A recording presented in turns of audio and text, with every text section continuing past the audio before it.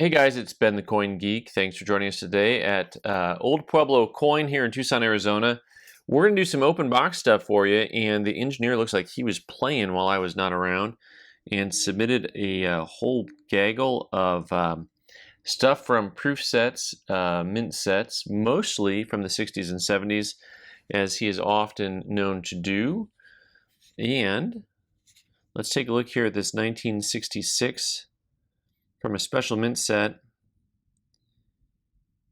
And you can almost see that we've got a double die obverse here that is listed as a main type,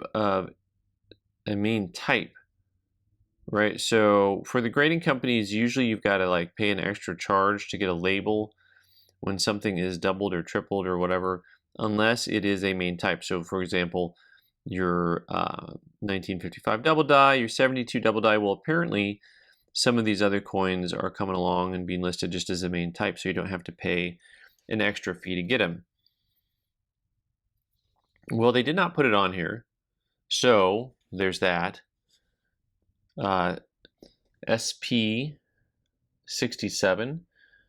All right, and this is a coin that is actually in that type of a grade, and we'll just put our own little label on it, I guess, at that point, is probably about a $70 coin.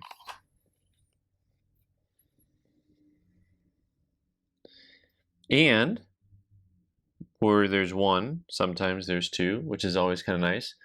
And this is just something for some cherry picking tips. Actually, for those of you who get older groups of coins in, and they tend to have, they tend to be from the same batch. I mean, literally, they'll be shipped together. So sometimes when you find one type of error or variety, you'll find a little group of them kind of all together.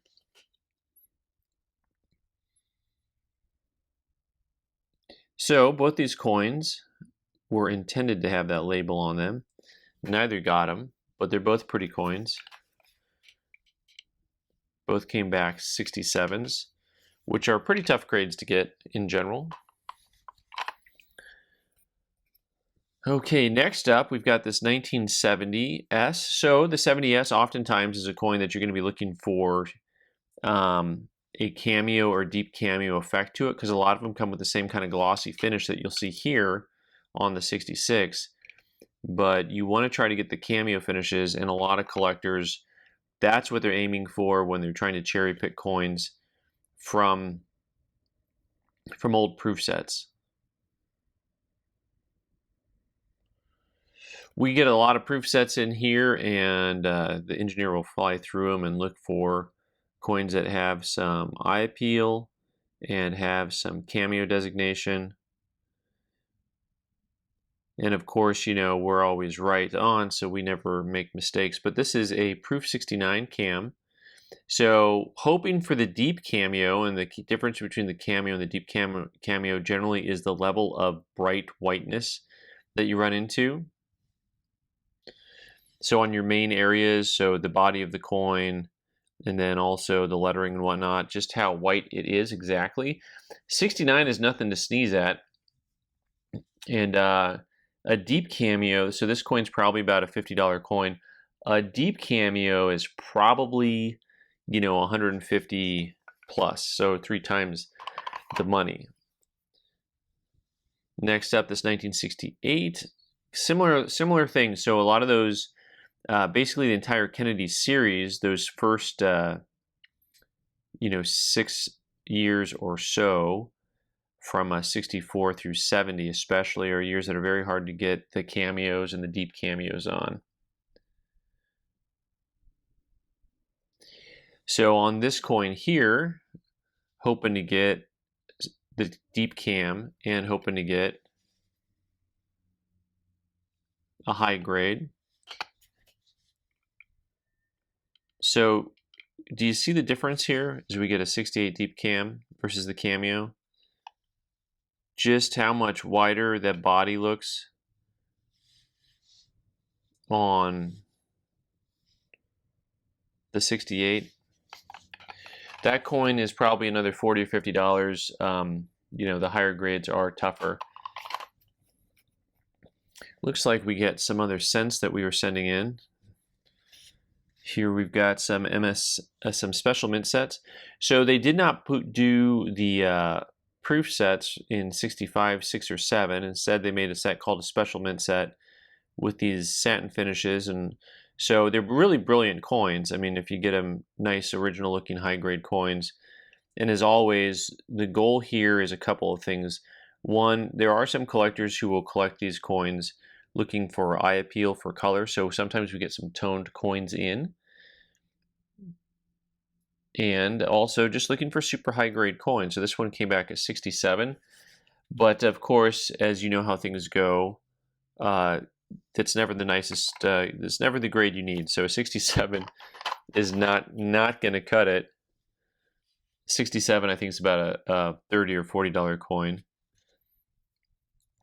And they're tough to get really high grades on. I mean, if you look at this coin, they look somewhere between perfect and flawless. Of course, they're not. You know, that's just got a little bit of... actually, this mark on the right is not a mark. That's actually from the way the metal was rolled out. Like little mark to the right of the T. But very pretty. Oh, the grade. That matters. That's like why we're here, Ben. Same as the last. So now you get to get ready to split some hairs. How brilliant were those two coins? So this one is more brilliant-er. And you see it actually has that same roller mark kind of thing over here on next to the T on this coin. Just some coin ASMR for you today. 68. So this guy actually is probably, you know, I think we might end up auctioning it off. I think they trade for 150 to 200 at auction. And I mean just probably throwing it on eBay on something like that. So here we go. Here we go. 1965.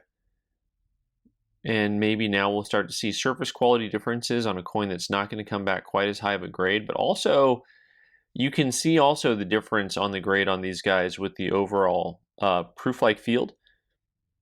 So because these coins did not come in proof, oftentimes the goal is to get a proof or even a cameo look, proof-like. 66 red. And I think trying to get a cameo out of that, you know, it definitely has a better look to it. You can see how, you know, the coin on the left, the brilliance as the luster kind of swirls. And then on the one on the right, all of a sudden you have the really mirror finish to it. So that guy, 66 red. Let me see what we got here. Let's see if I've got another. No, maybe that was the only 1965. So this one, it looks like the engineer wants to keep that one because he puts together a little like grade set for himself to compare cameos and non-cameos. That way he can get just as angry as I do when things don't come back the right grade. 1972S.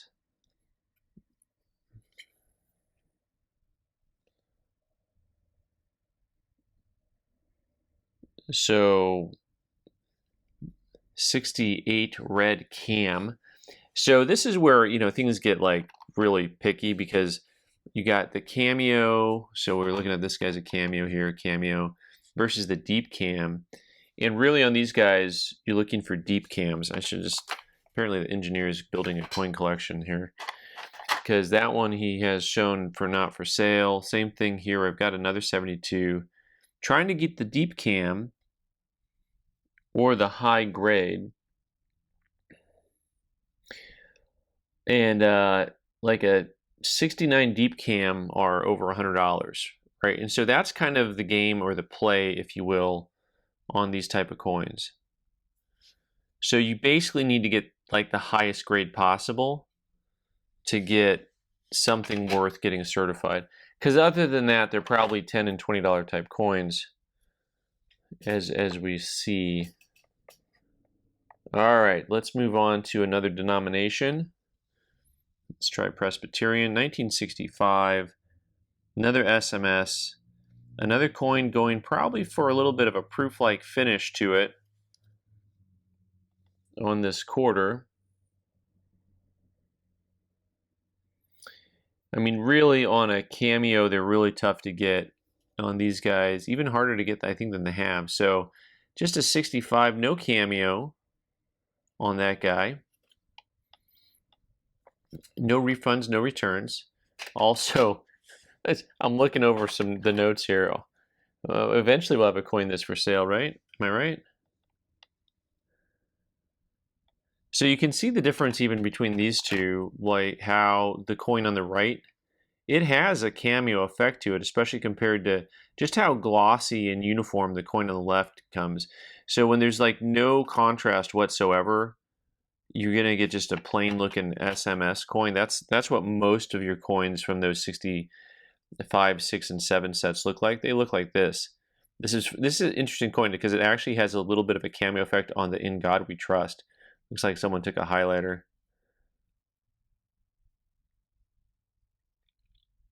Also, just a note, just the way coins are struck up and designed. You know, the Washington Quarter actually has a very low relief when it comes to the eagle, especially across the chest. So these are, you know, brand new, specially minted coins, and the detail is definitely lacking. But that is a part of the design element, the same way as it is with Washington's hairline. A 68, well, that's a good enough grade to maybe even sell. That's probably about a $50 coin on that. We're going in again with another 67. So once again, you got a coin here that has a little bit of a cameo effect to it. And that is, of course, the name of the game with those SMS coins. Actually, you know, it has a touch of cameo on both sides. But a 67, also not going to cut it. Minor strike through near Y and Liberty on this coin, I think. Is this the coin we're looking at? Maybe I got the wrong one. Oh, it's not through the Y, it's near the Y. Okay, so this line over here is there's a strike through. So this is from, you see that line right there? That is from a piece of metal, probably a wire brush, flaking off, and then being between the planchet and, there we go, being between the planchet and the die, and then leaves a big imprint on it. By the way, when you use a 20 power loop, you're getting like really close. A little too close for comfort, maybe. Next up, we go into Nickeltown. Let's see here, Mr. Thomas. Mr. Jefferson's coming home on this guy. Another SMS coin, another coin that we're looking for some type of a cameo effect. So if you're wondering how many bazillions of coins you go through to find some cameos, it's a lot. We see a lot of proof sets and mint sets roll through the store, and I don't think we actually have time to look at all of them, but occasionally time is made to go through these things and take a look. Cameo or no cameo, you guys, now that you're all experts, make the call. 66 cam on this nickel, and I think that it's I don't know if any coins are here for sale. I'm glad it's maybe a $20 coin, but also going apparently into the not for sale column. All right, and now it's time for my least favorite coin of all time. Not the Susan B. Anthony, the 1981 S Susan B. Anthony Type 2. Can I get an amen? This coin, my least favorite. There's probably about easily six different looking S's on 1982 Susan B. Anthony's. Type 2 69. These coins are trading in that grade, probably in that $75 or $80 range. the reason I dislike it is so on the 1979, it's really, really easy to see the Type 1 versus the Type 2. And on the 81s, though, it's extremely difficult to see the difference, in my opinion.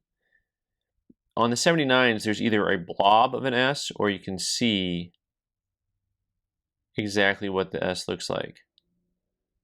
And then on the 81, there's just a clear S and a more clear S. Pardon me. 69, deep cameo, Type 2.